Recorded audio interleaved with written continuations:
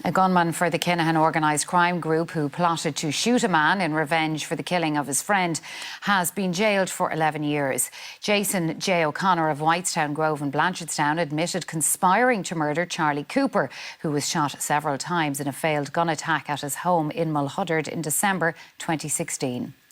Jason O'Connor was the target when his friend Keith Walker, an innocent man he knew from the Pigeon Club, was shot dead in a case of mistaken identity 9 years ago. He had been driving O'Connor's car.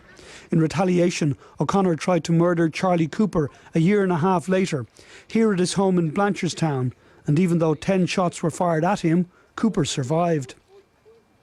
Gardaí seized an encrypted BlackBerry phone from O'Connor, but it wasn't until years later, with advances in technology, that they accessed the messages which showed the 46-year-old gunman and gang member was working for the Kinahan organised crime group.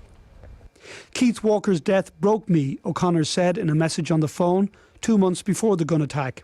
It's eating me. 16 months is too long, and anyone involved has to go. There were messages about the murder attempt. Take them all down. An eye for an eye. It was to be done right, with directions to get rid of the clothes and scrub hands. Today's conviction and sentence of Jason O'Connor is further evidence of Garda Síochána's commitment and determination to successfully apprehend those who choose to engage in organised crime, those same people who threaten society and cause harm in our communities. Jason O'Connor has long been a violent and dangerous figure in organised crime in West Dublin, involved in guns, drugs, shootings, gang feuds and attempted murders. He was involved in the attack on Blanchardstown Garda station 20 years ago, when a machine gun was fired at rival gang members as they were being released from Garda custody. Jason O'Connor has written a letter saying he fully appreciates the harm he has done over the years, not just to himself, but to his community. He said he grew up in a violent environment and sought retribution when he was involved in disputes, but now he wants to disassociate himself from criminality and turn over a new leaf.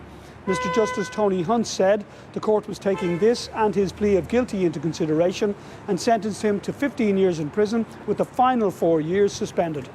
Paul Reynolds, RTE News, the Special Criminal Court.